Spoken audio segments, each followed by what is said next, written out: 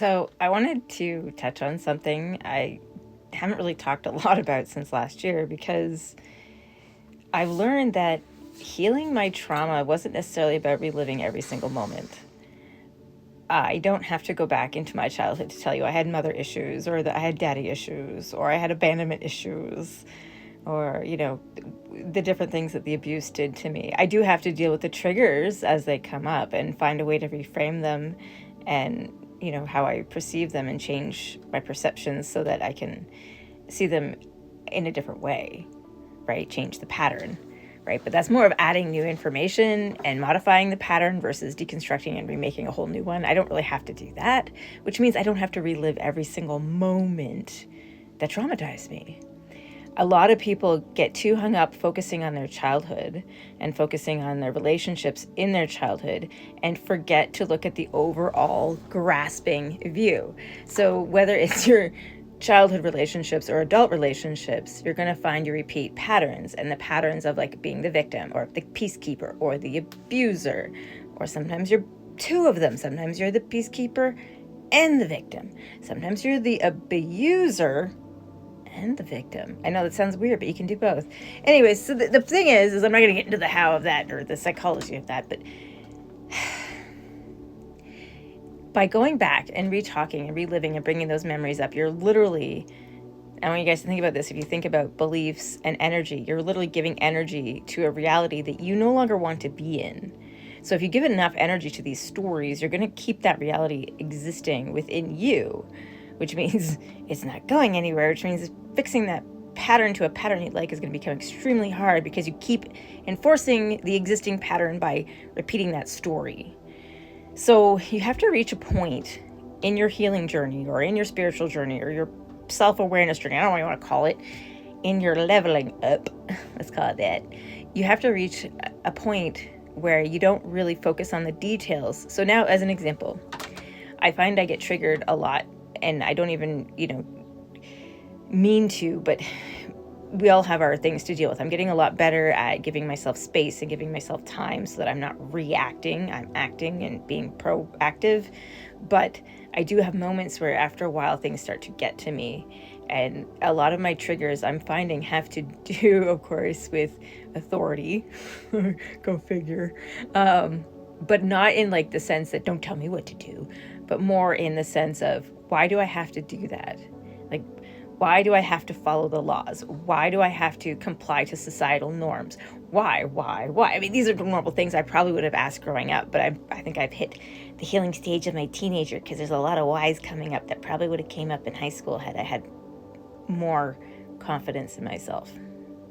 Anyways, instead I just spent all that time angry, really angry. So, there's that.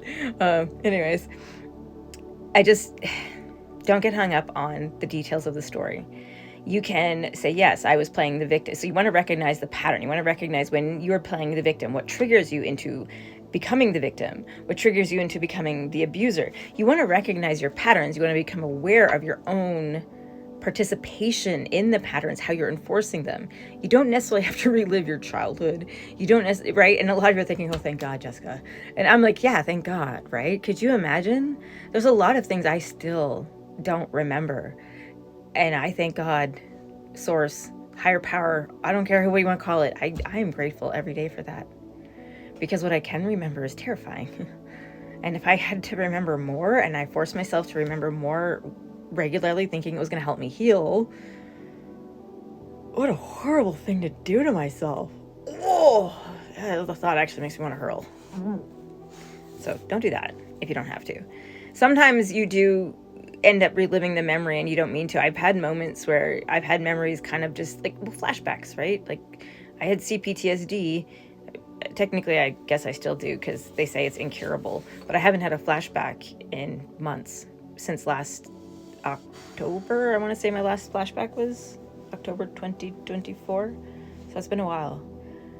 But it's releasing the energy because it's stored energy. I know people say your body doesn't store it. I don't care if it's stored in your brain and your body or energetically. If the energy isn't released, it's still somewhere and it has to come out. And you could say technically it's stored energetically, because the pain and the resistance we feel in our body is technically our higher selves letting us know that we're resisting ourselves. Because the discomfort, we always feel discomfort when we resist ourselves. True story. So I know that there's parts of me I'm still resisting, but I think we're all a little scared of ourselves until we start to realize that nobody actually gives a shit for reals.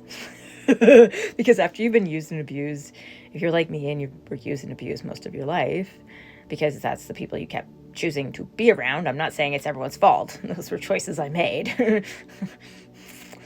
Patterns, right? I got stuck in familiar patterns. So there were choices I made until I became aware of the pattern. I'm happy to say once I became aware of the pattern, I stopped choosing the pattern, but I chose the pattern for a lot of my life. And it left me not really knowing who I am, not really understanding all the pieces and parts of me, and not really developing parts of myself, just keeping it hidden. So now discovering who I am is really strange, and it's scary. And I think if you're like me and you've spent most of your life hiding because of whatever trauma or abuse, right? Again, trauma and abuse aren't necessarily equal, okay? Some abuse doesn't actually result in trauma, which I know you guys are going to think that's crazy, but do your research.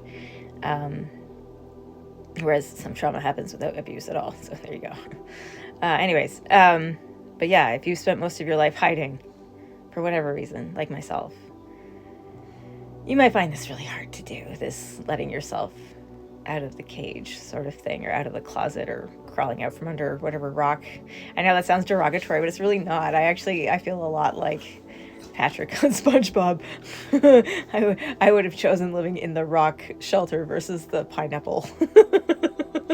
Even though now I definitely think I'd rather the pineapple, even though I think it's because I'm hungry. Even though maybe I'm thirsty, kind of feel like I want a pina colada. I don't drink alcohol though, so just a virgin pina colada. I just really love the taste of pineapple and coconut. Right? Okay, anyway, sidetracked. Yeah, I definitely need food. Anyway, the whole point was, don't get stuck.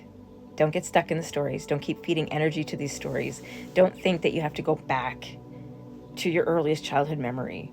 I mean, think about it. People in their 60s and 70s might have some childhood memories, but there's so much of their life. You can't expect them to remember everything. So you focus on the feelings, and a lot of those times you can focus on those feelings as they're triggered, and you can just explore the feelings. Sometimes it might bring up a memory, sometimes it won't. It's not necessarily something that you have to do. It's just focus on the feeling, allow yourself to feel it, let the feeling be validated yourself, not by someone else, by yourself. Be like, yes, I'm allowed to feel this way. Yes, this is the emotion I'm having right now. It doesn't matter whether it should be happening. There's no should, could, would. It doesn't matter. It's happening. It's allowed. No judgment required. Okay? So it's a happening. You're allowing it. It's okay.